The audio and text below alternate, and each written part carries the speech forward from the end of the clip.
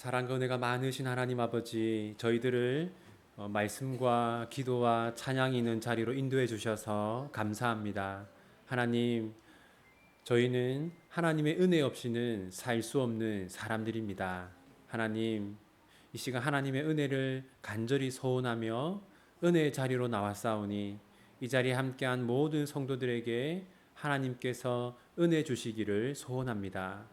말씀을 통하여 위로하여 주시고 또 우리가 간절히 기도할 때 하나님께서 들으시고 응답하여 주시는 큰 복을 누리게 하여 주시옵소서. 이 모든 것 예수님의 이름으로 기도합니다. 아멘. 우리 함께 나눌 말씀은 마가복음 1장 9절부터 15절까지 말씀입니다. 마가복음 1장 9절부터 15절까지 말씀.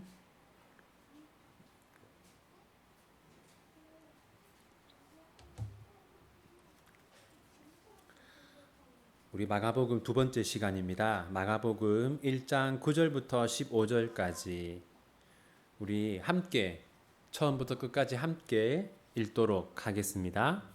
그때에 예수께서 갈릴리 나사렛으로부터 와서 요단강에서 요한에게 세례를 받으시고 곧 물에서 올라오실새 하늘이 갈라짐과 성령이 비둘기같이 자기에게 내려오심을 보시더니 하늘로부터 소리가 나기를 너는 내 사랑하는 아들이라 내가 너를 기뻐하노라 하시니라. 성령이 곧 예수를 광야로 몰아내신지라. 광야에서 40일을 계시면서 사탄에게 시험을 받으시며 들짐승과 함께 계시니 천사들이 수종 들더라. 요한이 잡힌 후 예수께서 갈릴리에 오셔서 하나님의 복음을 전파하여 이르시되 때가 찼고 하나님의 나라가 가까이 왔으니 회개하고 복음을 믿으라 하시더라. 아멘. 여러분 9절 말씀 보시면요. 예수님이 어떤 일을 하십니까? 예수님이 요한에게 세례를 받으시죠. 그런데 여러분 이때 요한의 세례가 어떤 세례였는지 아십니까? 여러분 1장 4절 한번 보십시오. 1장 4절을 보시면 요한의 세례가 어떤 세례라고 말합니까? 죄사함을 받게 하는 회개의 세례라고 말하죠. 그러므로 여러분 예수님이 요한에게 세례를 받으실 필요가 있습니까? 없습니까? 없죠. 왜냐하면 예수님은 죄가 없기 때문에 죄 용서를 받을 필요도 없단 말이죠. 그런데 왜 예수님이 세례 요한에게 가서 죄사함을 받게 하는 회개의 세례를 받으셨을까요? 여러분 이것은 장차 예수님이 우리의 죄를 뒤집어 쓰실 것을 의미합니다. 예수님은 죄가 없지만 예수님이 우리의 죄를 뒤집어 쓰시고 우리 대신 십자가에서 죽으실 것이기 때문에 예수님이 이 죄사함을 받게 하는 회개의 세례를 받으신 것이죠. 우리 10절 함께 읽겠습니다. 곧 물에서 올라오실새 하늘이 갈라짐과 성령이 비둘기같이 자기에게 내려오심을 보시더니 10절에서는 예수님이 어떤 일을 당하십니까? 성령님이 예수님에게 임하시죠. 우리는 여기서 크게 세 가지 사실을 알 수 있습니다. 뭐냐면요. 예수님이 우리를 구원하기 위해서 오시지 않았습니까? 그런데 우리의 구원은 예수님 혼자만의 사역이 아니라는 것이죠. 하나님은 예수님께 성령님을 보내시고 성령님은 예수님께 임하시고 예수님은 우리를 위해 순종하시고 십자가에서 죽으시고 이것처럼 우리의 구원은 성부, 성자, 성령 삼위 하나님의 사역이라는 것을 알 수 있습니다. 두 번째로는 우리는 여기서 예수님의 인성을 볼 수 있어요. 여러분 예수님은 하나님이신 동시에 사람이시죠. 이것을 예수님의 신성과 인성이라고 하는데 여러분 만약 예수님이 사람이 되시지 않았다면 성령님이 예수님께 임하셔서 예수님을 도와주실 필요가 없겠죠. 그런데 예수님이 사람이 되셨기 때문에 성령님의 도움이 필요했던 겁니다. 우리는 여기서 예수님의 인성을 볼 수 있습니다. 그리고 세 번째는요. 예수님이 하나님의 뜻을 이루기 위해서 성령님이 예수님께 임하시지 않았습니까? 그러므로 우리는 우리가 하나님의 뜻을 이루고 우리가 하나님의 뜻대로 살기 위해서는 반드시 성령님의 도움이 필요하다는 것을 알 수 있어요. 다음으로 11절 함께 읽겠습니다. 하늘로부터 소리가 나기를 너는 내 사랑하는 아들이라 내가 너를 기뻐하노라 하시니라. 성부께서 뭐라고 말씀하십니까? 너는 내 사랑하는 아들이라 이렇게 말씀하시죠. 여러분, 이런 말이 있습니다. 예수님은 하나님의 아들이시든지 아니면 자신을 하나님의 아들이라고 주장했던 정신 나간 사람이든지 둘 중에 하나다. 그런 말이 있습니다. 여러분, 우리는 예수님을 하나님의 아들로 믿죠. 그런데 대부분의 사람들은 예수님을 자신을 하나님의 아들이라고 주장한 정신 나간 사람이라고 생각합니다.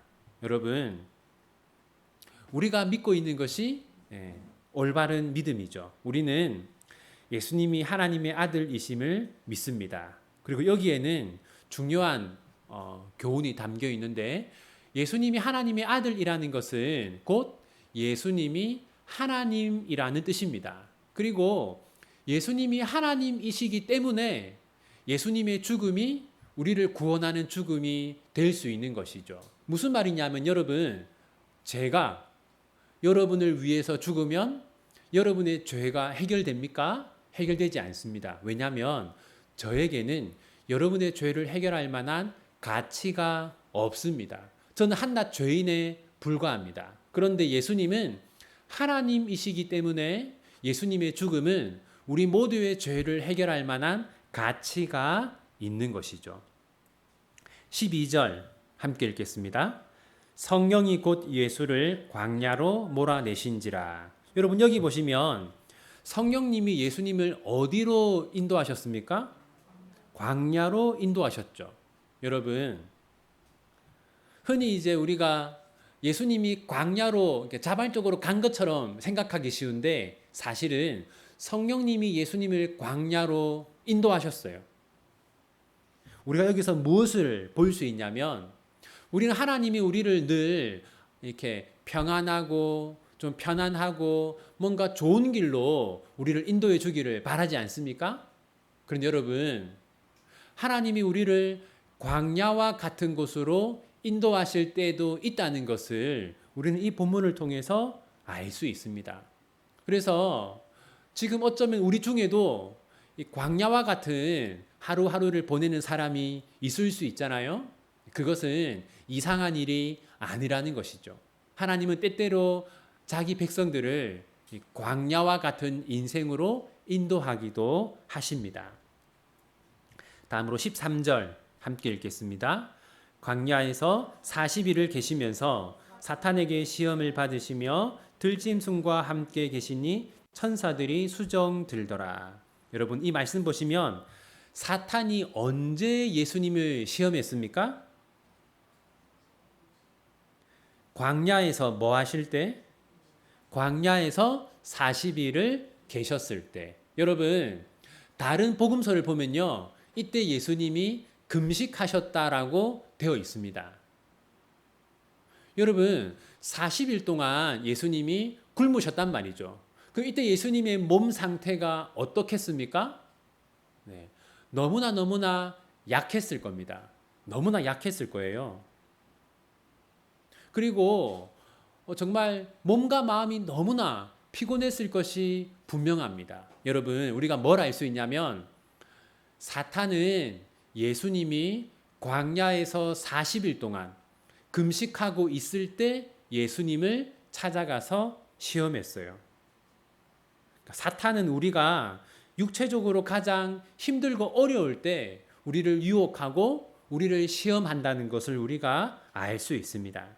우리가 가장 외롭고 우리가 가장 지치고 우리가 가장 힘들 때 사탄이 우리를 유혹하기 위해서 찾아온다는 것을 알 수 있어요. 그리고 여러분, 왜 성경은 예수님이 사탄에게 시험 당하신 것을 보여줄까요? 사실 예수님이 이 땅에 계시는 동안 예수님은 계속 사탄에게 그 유혹과 시험을 당하셨을 거거든요. 그런데 성경은 이렇게 구체적으로 예수님이 사탄에게 시험을 당하셨다는 걸 우리에게 보여주고 있어요.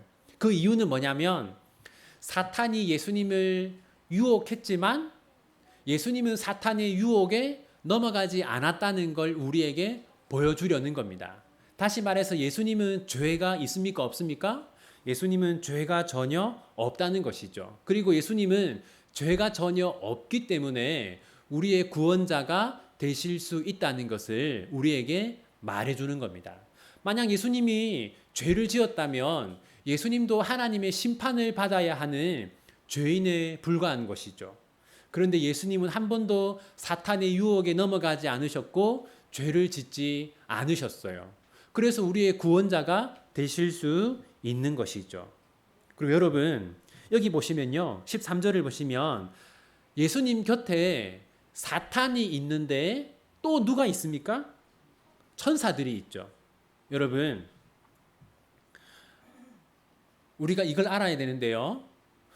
보이지 않는 영적인 세계가 있다는 것이죠. 그러니까 우리 곁에는 우리 눈에는 보이지 않지만 우리를 유혹하는 누가 있습니까? 사탄이 그리고 악한 영들이 항상 우리 주위에 있습니다. 뿐만 아니라 하나님이 우리를 돕기 위해서 보내신 누가 있어요? 천사들도 있습니다. 여러분 우리 눈에 보이지 않지만 우리를 유혹하는 사탄이 실제로 있고 또 우리를 도와주는 천사도 실제로 있다는 것을 우리가 기억해야 합니다. 자, 이제 14절 함께 읽겠습니다. 요한이 잡힌 후 예수께서 갈릴리에 오셔서 하나님의 복음을 전파하여. 여러분, 우리가 이제 13절과 14절이 연결되어 있으니까 이게 이어지는 사건이라고 생각하기 쉬운데요. 다른 복음서들과 비교해서 시간을 계산해 보면 13절과 14절 사이에는 1년이라는 그 간격이 있습니다. 이제 1년이 지난 거예요. 예수님이 광야에서 사탄에게 시험을 받으시고 1년이 지났어요. 자, 1년이 지난 동안 세례 요한이 어떤 일을 당했습니까? 세례 요한이 감옥에 갇혔죠. 그죠? 네. 이때 왜 세례 요한이 감옥에 갇혔냐면 이 마가복음에는 나와 있지 않지만 다른 성경을 보면 이 당시 이제 왕이었던 헤롯을 비판했기 때문에 감옥에 갇혔어요. 왜 그러면 요한은 헤롯을 비판했는가? 이때 이제 헤롯이 동생의 아내이자 자신의 조카였던 여인과 재혼을 했습니다. 그러니까 근친상간을 한 것인데 이것은 당시의 도덕적인 기준으로도 올바르지 않은 일이었어요. 그래서 세례 요한은 헤롯이 막강한 힘을 가지고 있지만 그가 잘못된 일을 했기 때문에 용감하게 그를 비판했던 것이죠. 다음으로 여러분, 예수님이 어떤 일을 하셨습니까? 예수께서 하나님의 복음을 전파했죠. 예수님이 하나님의 복음을 전파했어요. 우리가 지난 시간에도 보았는데 그냥 복음이라고 하지 않고 어떤 복음이라고 말합니까? 하나님의 복음이라고 말하죠. 그것은 사람들마다 생각하는 복음의 내용이 다르기 때문입니다. 어떤 사람은 이걸 복음이라고 생각하고 또 어떤 사람은 저거를 복음이라고 생각하는데 성경이 말하는 진짜 복음이 있다는 것이죠. 여러분 그러면 진짜 복음이 뭡니까? 14절에서 예수님이 하나님의 복음을 전파했다 그렇게 말하는데 15절에서는 예수님이 전파한 복음의 내용이 나옵니다. 15절 함께 읽겠습니다. 이르시되 때가 찼고 하나님의 나라가 가까이 왔으니 회개하고 복음을 믿으라 하시더라. 여러분 예수님이 전한 복음이 뭡니까? 때가 찼고 하나님의 나라가 가까이 왔다. 여기서 여러분 때가 찼다는 것과 하나님의 나라가 가까이 왔다는 것은 같은 뜻입니다. 때가 찼다는 건 뭐냐면요. 구약 성경을 보면 언젠가 예수님이 오실 것이다 라고 했잖아요. 근데 이제 그 때가 되어서 실제로 예수님이 왔다는 것이죠. 그리고 하나님의 나라가 가까이 왔다라고 하잖아요. 여기서 여러분 예수님이 그러니까 14절에 보면 오셔서라는 단어가 있죠. 그러니까 예수님이 오신 것이 하나님의 나라가 온 것입니다. 그러니까 여러분 복음이란 무엇입니까? 하나님의 아들이신 예수님이 우리를 구원하기 위해서 이 땅에 오신 것, 바로 그것이 복음입니다. 그리고 여러분, 자 이제 예수님이 우리를 구원하기 위해 오셨는데 그러면 예수님이 우리를 구원하실 거니까 우리는 아무것도 할 필요가 없는가? 그렇지 않고 예수님은 우리가 해야 할 일을 말하고 있습니다. 15절 보면 예수님은 우리가 무엇을 해야 한다고 말씀하십니까? 회개하고 복음을 믿으라. 여러분, 두 가지를 해야 되죠. 회개하고 또 복음을 믿어야 합니다. 복음은 예수님이니까 우리의 죄를 회개하고 예수님을 믿는 것. 그것이 하나님이 우리에게 요구하는 것입니다. 이것은 우리가 지금도 날마다 해야 합니다. 여러분, 제가 전에도 한번 말씀드린 것 같은데 조나단 에드워즈라고 하는 사람은 자기 점검표라는 게 있었어요. 거기 한 100가지 정도의 질문이 있는데 나는 오늘 하루 동안 말로써 다른 사람에게 상처를 주지 않았는가? 나는 오늘 하지 않아도 되는 말을 하지 않았는가? 나는 오늘 불필요한 생각을 많이 하지 않았는가? 그런 식으로 자기를 점검하는 100개의 질문이 있는데 밤마다 이걸로 이렇게 체크하면서 밤마다 자기의 죄를 회개했다고 합니다. 우리도 그렇게 할 필요가 있어요. 생각해 보니까 한번 그걸 표로 만들어서 우리 다 이렇게 다 나누면 좋겠네요. 한번 조만간 제가 만들어 드리겠습니다. 네. 이제 말씀을 맺겠습니다.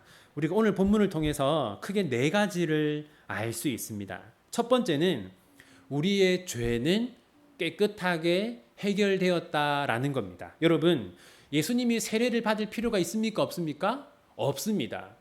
세례 요한의 세례는 죄 사함을 받게 하는 세례이기 때문에 예수님은 받을 필요가 없어요. 근데 왜 예수님이 세례를 받았는가? 예수님은 우리의 죄를 뒤집어 쓰실 것이기 때문에 세례를 받은 것이죠. 그러니까 우리가 알 수 있는 것은 예수님이 내 죄를 다 가져가셨구나. 내 죄는 다 해결되었구나 라는 걸 알 수 있습니다.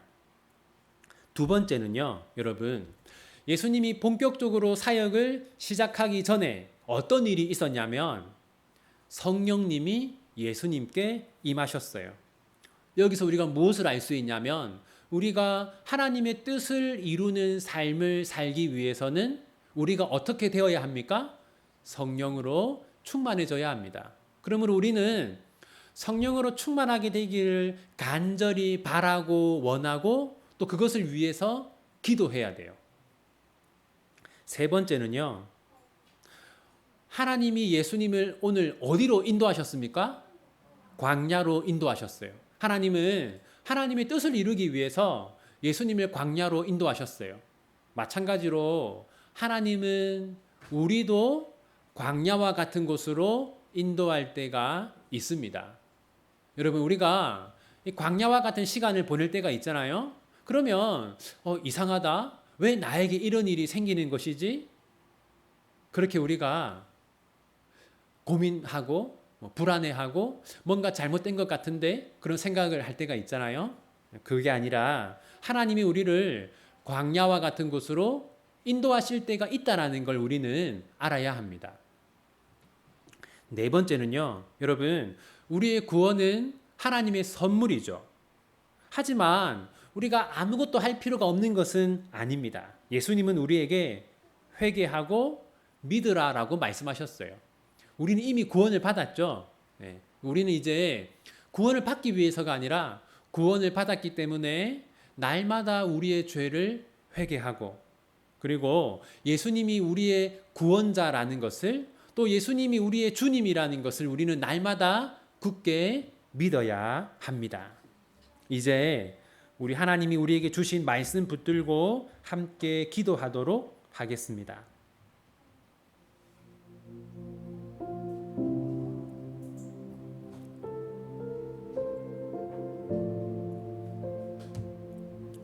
여러분,